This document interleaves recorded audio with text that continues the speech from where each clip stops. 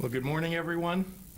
It is a great pleasure to be joined by so many leading voices for educational success here in Illinois, including our Illinois Education Association President Kathy Griffin, Senator Ram Villavalam, Representative Tara Costa Howard, Senator Selena Villanueva, Representative Deb Conroy, and Representative Jamie Andrade Jr. I also want to welcome Jill Scarcely, a library associate at Troy Community Schools in Joliet, here today to share her story as a state leader in the community of educational support staff. It's enormously important to ensure that Jill and all of Illinois' education professionals have not only what they need to support the students and families that they serve, but also to care for themselves and for their own families too. That's why over the last 2.5 years, working together with the General Assembly, we've raised the minimum salary of our teachers, we've raised the minimum wage for everyone working in schools, to a living wage. We've increased school funding to historic levels, and we've ensured that educators and support staff can use their paid leave with a new child under any circumstances.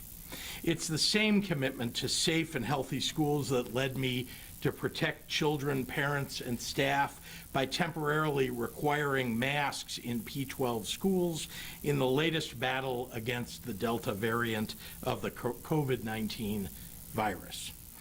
As students and adults alike return to the classroom, in many cases after a difficult year of virtual learning, it's important to treat school staff with as much care as they have demonstrated in supporting our students. That's why I'm very proud to be signing an expansion of the Family and Medical Leave Act that will cover thousands of education support professionals across the state of Illinois. For nearly 30 years, FMLA has allowed nursing mothers time to recover, fathers to bond with their newborn, families the flexibility they need to care for loved ones, and service members time for personal care, all without the threat of losing their jobs. This is an essential human benefit, and one that before now had not been extended to some of our hardest working education professionals, many of whom work only a limited number of summer hours and can't meet the current threshold. That includes our school secretaries, our teachers' aides, maintenance workers, school bus drivers, and cafeteria workers, just to name a few. For too long, we have asked our school staff to provide exceptional care supporting kids in school without giving them the grace and flexibility to care for themselves and their families.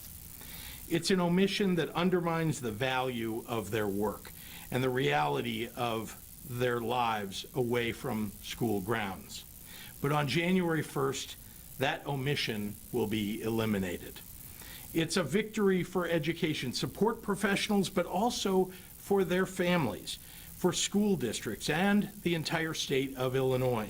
Allowing for temporary leave has been proven to retain skilled employees, boost morale and productivity on the job, and ensure vulnerable community members get the assistance that they need. Most of all, it's another way that Illinois is shaping our policies to reflect our values, a critical aspect of ensuring ours is a state where all working families can thrive. So I want to thank everyone that's joined us here today.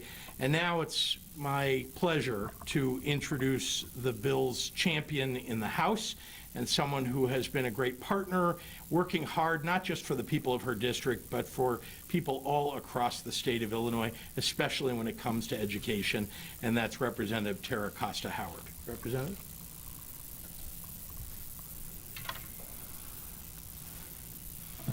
Good morning, everyone.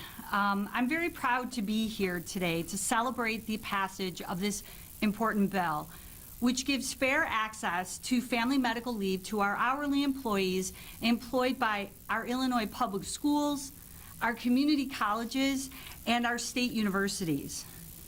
The Federal Family Medical Leave Act recognizes that working people shall have the right to take a leave of absence when they are seriously ill, when they need to take care of a family member who's having a health issue, or maybe when they have a baby or a new family member with them. But under federal rules, most workers are eligible for family leave after a calendar year of full-time employment.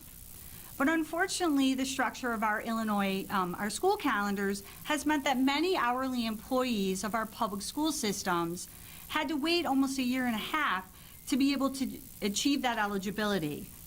But this law changes that. Our hardworking support professionals are the unsung heroes and heroines of our educational system. And as you know, I'm very passionate about public education because I know that our education support professionals play crucial roles in making our schools safe, healthy, and efficient places where students can learn and grow. Now, by signing House Bill 12 into law, Illinois is once again a leader in education, as we will be only the second state in the nation to pass such landmark legislation. Governor Pritzker is making sure that the people who keep our schools running smoothly have fair access to FMLA when they face illness and other life-changing events within their families. So I'm very proud that both sides of the aisle in the General Assembly stood up for Illinois' dedicated school and college workers in our state. And to my leader, Jamie Andrade, and Representative Deb Conroy in the House, thank you for your support in helping us get this over the finish line. But more importantly, I would like to thank the Illinois Education Association for their powerful advocacy and unrelenting support and dedication to this bill. And to my Senate sponsor, Ron Blach, we all did this together and we got it done. But most of all, I want to thank the many educational professionals who will now be covered under this bill, under this law. I know how much all of you did this past year in particular, keeping our schools and our students safe and on track during this pandemic. And we're grateful for all that you do. And I am so proud that Illinois is providing you with the fair access to medical leave that not only have you earned, but you deserve. So on behalf of the Illinois General Assembly and the people of the state of Illinois, I want to thank all of you who work in our public education system and our education systems around the state for everything that you do each and every day on behalf of our children and our communities. So thank you. And now I would like to introduce my partner in this legislation, Senator Ron Blach.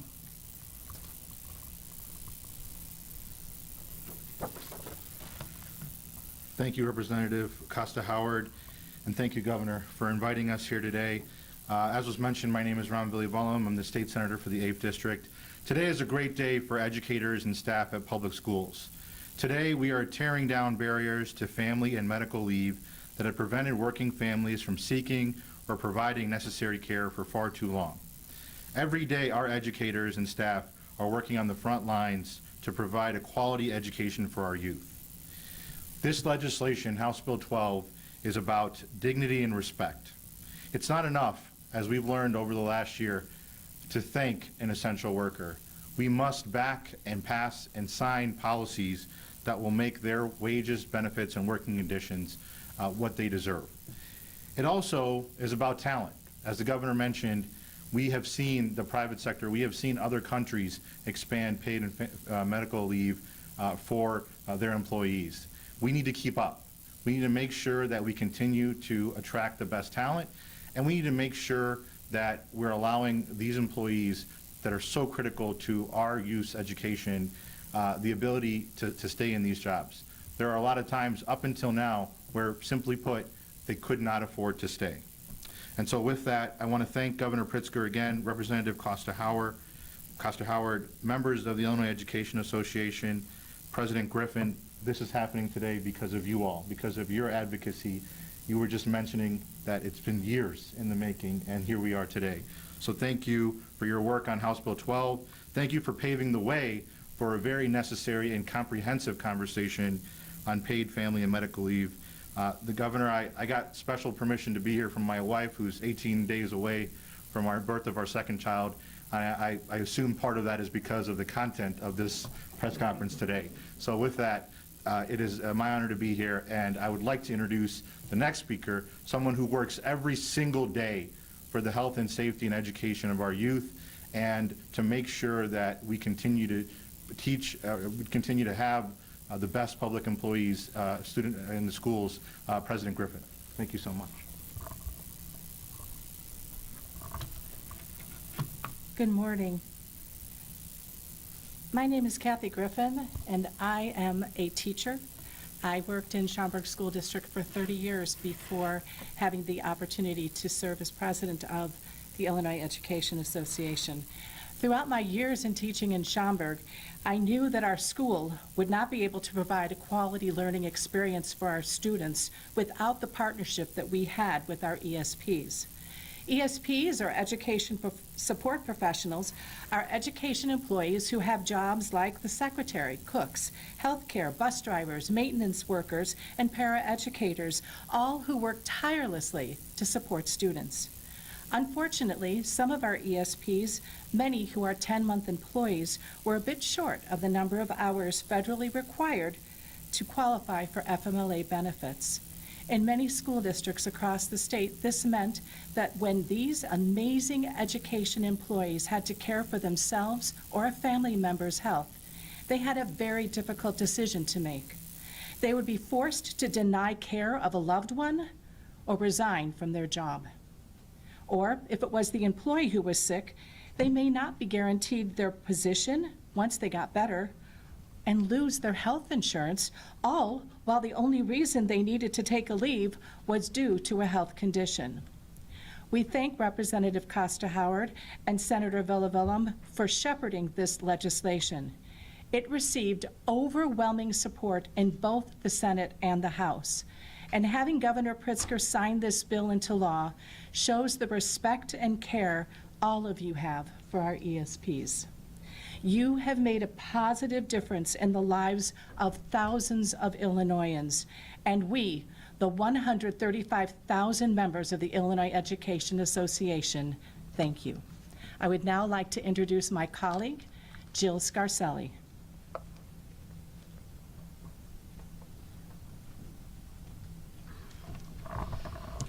Good morning, and thank you for inviting me to attend today. I am truly honored to be here. I am Jill Scarcely, an elementary school library associate in the Troy 30C School District and the ESP Council Chair for the Illinois Education Association. In the ever-changing world of education, education support professionals are more essential now than ever to the well-being and the education of the whole child. They transport, nourish, support, and care for each child and maintain a healthy and safe environment on the front lines and behind the scenes. The passage of HB 12 is such an important bill because it lowers the hours needed to qualify for the family medical leave. As ESP Council Chair, I am privileged to hear from education support professionals from all around the state. And it is heartbreaking to hear when the imaginable choices some support staff have to make when faced with life-altering events. This is not a time when someone should be worrying about losing their job. HB 12 honors the important work ESPs do as they support students, families, and communities. Thank you to Representative Costa Howard and Senator Villa for leading this charge, and thank you to Governor Pritzker for signing this bill today and supporting education support professionals. This will be so beneficial for so many who do so much for our students. Thank you. Thanks very much, Jill. And so I'm going to sign the bill. Everybody's going to stay pretty much where they are, and we'll get some pictures a little later.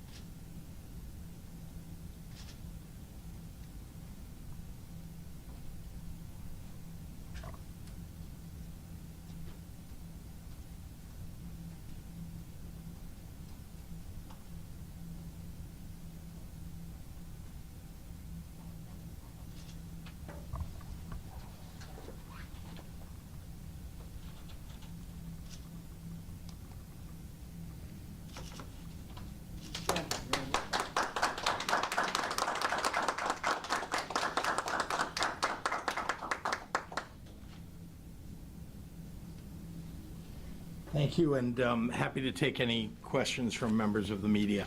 There are a lot of Republicans who want this bill, and a lot even were opposed it, but there are not many. Were they invited? We're always inviting Republicans to join us whenever there's something to celebrate that they've been involved in, but the sponsors of the bills are here, of the bill, rather, are here. You're having a bill signing ceremony for this bill, but not for the Chicago School Board bill, which, is one of those top-line priority cases, legislation this year. Why did you not have a bill signing ceremony for that? Well, as you know, Hannah, there are 660 bills that landed on my desk. We're trying to have a number of signing ceremonies as we feel necessary. We also wanted to get that done as soon as possible because we're all working on I believe a trailer bill is being worked on, and we wanted to make sure that there was an understanding that that bill would get worked on between now and when the General Assembly meets again to consider something. How many educational support staff people are there in the state of Illinois? How many total in the state of Illinois educational support staff? I'm not sure. We have. Yeah, I guess how many people are going to be impacted by this? Well, we have. Go ahead. What we do know is the number of members that we have, and all of our support professionals are not members of the union. And we have over 25,000 members that are part of the Illinois Education Association. However, there are more. We also have our IFT brothers and sisters who are also education professionals. So this definitely will impact thousands of people, along with the benefits that will impact their families. Thousands or tens of thousands? Tens of thousands. I'm sorry. Thank you. Can we clarify, does this give the FMLA benefit from day one or only after 1 year? Because those federal guidelines have mentioned it was years. So does this just make sure that after 1 year they all qualify for it? Obviously, there are still other thresholds. So the federal FMLA requires 1,250 hours. This bill reduces that hourly to 1,000 hours. They still had to have 12 months of employment, but again, the reduction in the number of hours to attain that level allows our school personnel to achieve it in a quicker. And Taman, we'll get you the answer to your question, the number of support professionals that will benefit from the bill. And Kathy, Lady Weingarten came out, I think, over the weekend and said she supports the vaccine mandate for teachers. What is your union's position on that? Well, the Illinois Education has always said that we believe that in-person learning is best for our students when it is in a safe environment. Right now, we did a polling of our members in June, and about 80% of our members in June had been vaccinated. So we do support the vaccination. We do believe that vaccines are the way out of this pandemic. And if a school district is going to do that, we just ask that they work with their local union to bargain. And oftentimes when you say bargain, everybody thinks you're saying no. And that's not true. What we're asking as far as bargaining is making sure that the processes are put into place. What are the processes for those employees who, due to medical or religious reasons, are not able to be vaccinated? So we just, if that is something that a local would like to do, we just ask that they work with the staff, the union leaders there, to make sure that everything is put into place.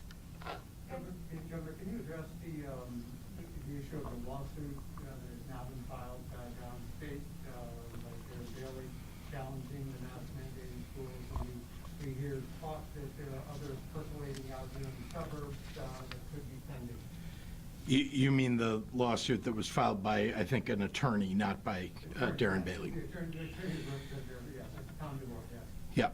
Yeah. Well, every lawsuit he's filed has failed. And mandatory masks in schools, that's something that we've had before. And certainly we are still in an emergency. I think we can all see that the Delta variant is beginning to overtake parts of the country. ICU beds are now full, as I understand, in a number of states. And as you know, just because it's happening somewhere else does not mean that it's not coming to Illinois. We see our case numbers going up, our hospitalizations going up, and so we're watching very carefully. But this is a vital part of keeping people safe and healthy across the state, not just the students and the people who work in our schools, but also the families that live in that community, the families not only of the students, but the others who live in a community. So this is why it's so important. Governor, can you talk about? If I can just follow up. Sure, sure. Because downstate in Marion, there was a student who was suspended for refusing to wear a mask coming in. What are school districts supposed to do when kids show up, maybe they're vaccinated, maybe they're not, and they don't wear the mask? What are they supposed to do? Well, school districts have been enforcing dress codes for many, many years, and so they're expected simply to do the same thing they've been doing literally for decades. And, you know, I expect that people will do the right thing nonetheless and not put their school district in a difficult situation of having to tell somebody, you know, follow the rules. Governor, do you see an uptick in the number of children here in Illinois being hospitalized? Because that is happening across the country. What can you tell us about that? We do, and I can get you some of the statistics. When we had a press conference last week about the mask mandate, Dr. Ezike talked about the percentage increases that we've seen among young people. But, you know, what's happening in the rest of the country, very much the same as what's happening in Illinois in terms of the increase in particularly not just young people under 18, but those under 30. There's a vast increase in the number of people who are going into the hospital who are in the age bracket of everybody under 30 all the way down to, you know, those who are unable to get vaccinated today, which are those under 12. Governor, would you consider altering your state, your frontline state worker vaccine mandate to kind of be modeled on the president's federal workers and contractors mandate? If that allows opt-outs in exchange for regular testing and social distancing. As you know, our focus is on those who are serving in 24/7 facilities, those who are most vulnerable in our state. And so that's our focus on the requirement to get vaccinated. But certainly we're always considering what else we need to do in the state, whether it's a vaccination requirement for other state workers or other kinds of mitigations. And has COVID pay time ended yet for the state workers? Yeah, so we're, you know, obviously this has been a problem, so yes, those state workers are not allowed anymore to take that kind of COVID pay time, off time. Governor, can we talk about what happened in Chicago over the weekend? 78 shot, 11 dead. I know that you're playing a role in the Illinois State Police, that it really is so much out of control. 2 police officers. What are you, how frustrated, what do you think of all this? Well, let me begin by saying that the family of the Officer French who passed away deserve to have the entire state grieve for their daughter, someone who has served honorably for the Chicago Police Department as well as for the public of the state of Illinois, and I grieve with them. There is also another officer, as you know, who's fighting for his life, who's in the hospital now, her partner. And it is outrageous that police are being shot at. It is outrageous that we have violence that is boiling over. And it's not just in Chicago. It's in other parts of the state, and it's also all across the nation. COVID-19 has brought, because of some of the economic damage of COVID-19, it has brought on increased, not just violence, but crime more broadly. And it's an extraordinarily challenging situation for every city, but we must do everything in our power. As far as the state government is concerned, not only have we offered and provided state police assistance, but we also have doubled the amount of funding provided for violence interruption programs, violence prevention programs, and we've significantly increased the number of dollars going into communities that are being ravaged by crime and particularly by gun violence. We've got to do more to keep guns out of the hands of criminals. We've got to do more to interdict the guns that are coming across the border from states that have, systems of tracking that are nowhere near what we have in the state of Illinois, the guns. So we've got to just reduce the number of illegal guns on the streets in addition to supporting the work of those violence interrupters. Do one more. Do you support the idea of mandating serial numbers on ammunition? I know there are some bills that have been filed. I don't know what the status of it, but there seems to be a renewed push to get ammunition serialized. I haven't seen anything like that yet in Illinois, but look, I think all ideas thrown on the table to go after the challenge that we're seeing in violent crime are things that we all ought to be talking about and figuring out. All right, thanks, everyone.